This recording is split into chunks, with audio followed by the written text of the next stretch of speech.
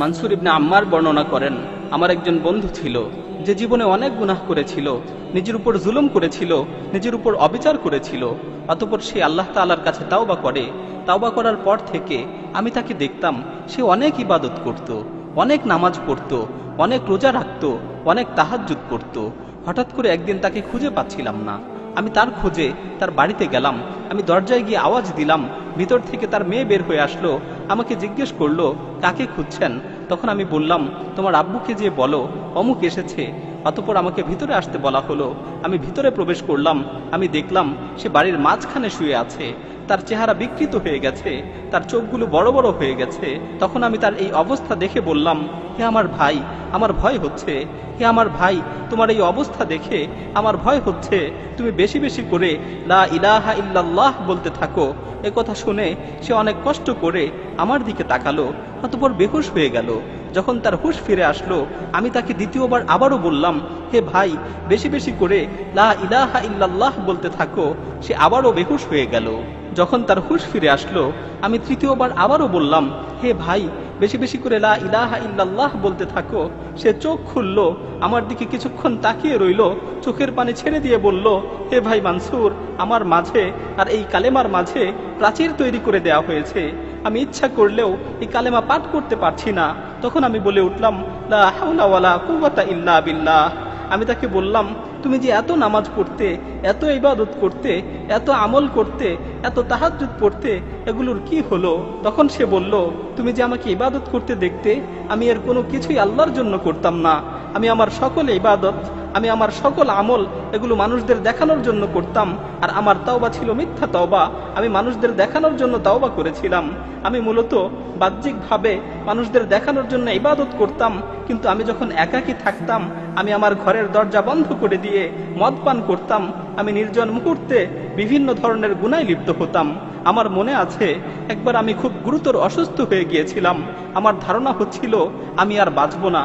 তখন আমি আমার পরিবারের লোকজনকে বললাম, আমাকে ধরে বাড়ির মাঝখানে নিয়ে আসো এবং আমার নিকট একটি কোরআন শরীফ নিয়ে আসো। অতঃপর তারা আমাকে ধরে বাড়ির মাঝখানে নিয়ে গেল এবং আমার নিকট কোরআন শরীফ নিয়ে আসলো। আমি কোরআনকে খুলে পড়তে লাগলাম এবং আসমানের দিকে তাকিয়ে বলতে লাগলাম, হে পরম দয়ালু আল্লাহ, হে পরম দয়ালু আল্লাহ, এই কোরআনের মাধ্যমে তুমি আমাকে সুস্থতা দান করো।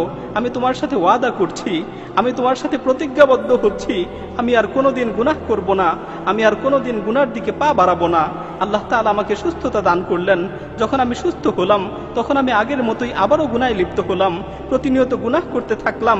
আল্লাহর সাথে কৃত ওয়াদার কথা একেবারেই ভুলে গেলাম। এভাবে গুনাহ করতে করতে বেশ কিছুদিন অতিবাহিত হয়ে গেল। এভাবে আল্লাহর নাফরমানি করতে করতে বেশ কিছুদিন অতিবাহিত হয়ে গেল। অতঃপর আমি দ্বিতীয়বার আবারও অসুস্থ হয়ে পড়লাম। আমি কঠিন রোগে আক্রান্ত হলাম। আমার আবারও মনে হচ্ছিল যে আমি আর বাঁচব না, আমি আর পৃথিবীতে থাকতে পারবো না। তখন আমি আমার পরিবারকে আবারও বললাম, তোমরা আমাকে উঠানে নিয়ে চলো, আমার কাছে কোরআন নিয়ে আসো। আমি প্রথমবারের মতো দ্বিতীয়বার আবারও প্রার্থনা করলাম। আমি আবারও আকাশের দিকে দুহাত তুলে বললাম, হে আমার প্রতিপালক, হে আমার প্রতিপালক, হে পরওয়ারদিগার, এই কোরআনের মাধ্যমে তুমি আমাকে সুস্থতা দান করো। আল্লাহ তাআলা আমার ডাকে আবারও সাড়া দিলেন, আমাকে রোগ থেকে মুক্তি দিলেন। আমি আবারও অঙ্গীকার করলাম যে আমি আর কখনোই গুনাহ করব না, আমি আর কখনোই গুনার দিকে পা বাড়াবো না। কিন্তু দ্বিতীয়বারেও আমি আমার অঙ্গীকারের কথা আবারও ভুলে গেলাম। আমি আবারও গুনায় নিমজ্জিত হলাম। আমি আবারও গুনার সমুদ্রে হাবুডুবু খেতে লাগলাম। এভাবে বেশ কিছুদিন অতিবাহিত হয়ে গেল। এরপর আমি তৃতীয়বার আবারও অসুস্থ হয়ে পড়লাম, যা তুমি এখন দেখতে পাচ্ছ।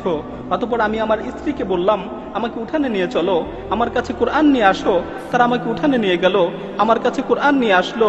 অতঃপর এবার যখন আমি তিলাওয়াত করার জন্য কোরআনকে খুললাম, আমি দেখতে পেলাম কোরআনের সমস্ত পৃষ্ঠাগুলো সাদা হয়ে গেছে। পুরো কোরআনের মাঝে একটি অক্ষরও আমার চোখে পড়ল না। আমি বুঝতে পারলাম আসমান ও জমিনের অধিপতি আল্লাহ সুবহানাহু ওয়া তাআলা আমার উপর রাগান্বিত হয়েছেন। আসমান ও জমিনের অধিপতি আল্লাহ সুবহানাহু ওয়া তাআলা আমার উপর ক্রোধান্বিত হয়েছেন, কারণ আমি বহুবার তার সাথে ওয়াদা করেছি, বহুবার ওয়াদা ভঙ্গ করেছি। আমি বহুবার তার কাছে তাওবা করেছি, বহুবার তাওবা ভঙ্গ করেছি। তিনি আমাকে অনেকবার সুযোগ দিয়েছেন, কিন্তু আমি বারবার এই সুযোগের অপব্যবহার করেছি। আমি বুঝতে পারলাম যে আল্লাহ তাআলা আমার উপর রাগান্বিত হয়েছেন। তাই আমি আসমানের দিকে হাত তুলে বললাম, হে আল্লাহ, আমাকে এই বিপদ থেকে মুক্তি দাও। হে আল্লাহ, আমাকে এই বিপদ থেকে রক্ষা করো, আমাকে এই বিপদ থেকে উদ্ধার করো।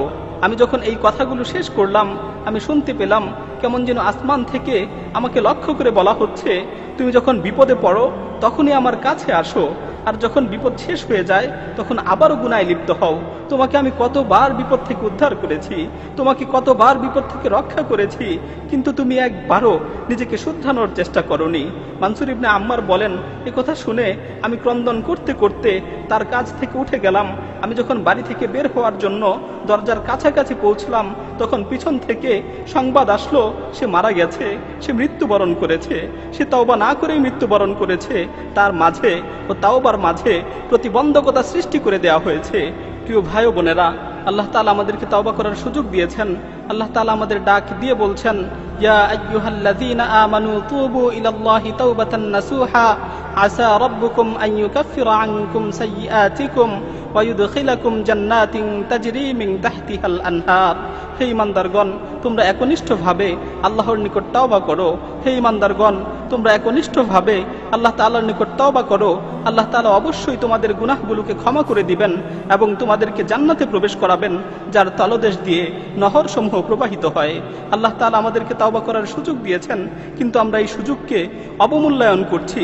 আল্লাহ তাআলা আমাদের তওবা করার সুযোগ দিয়েছেন, কিন্তু আমরা এই সুযোগের অপব্যবহার করছি। এমন একটি সময় হবে যখন আমাদের মৃত্যু চলে আসবে, তখন আমরা তওবা করতে চাবো, কিন্তু আমাদের তওবা কবুল করা হবে না। আল্লাহ তাআলা বলছেন, ওয়ালাইসাতিত তাওবাতু লিল্লাযীনা ইয়ামালুনাস সাইয়্যাত হাত্তা ইযা হাদারা আহাদাহুমুল মাউত ক্বালা ইন্নী তুবতুল আন। আর এমন লোকদের জন্য কোনো ক্ষমা নেই যারা মন্দ কাজ করতেই থাকে, এমনকি যখন তাদের মাথার উপর মৃত্যু এসে উপস্থিত হয় তখন বলতে থাকে, আমি এখন তওবা করছি। প্রিয় ভাই, আর দেরি নয়, আসুন এখনই তওবা করি, সুযোগ থাকতে তওবা করি, সুস্থ অবস্থায় আল্লাহর দিকে প্রত্যাবর্তন করি।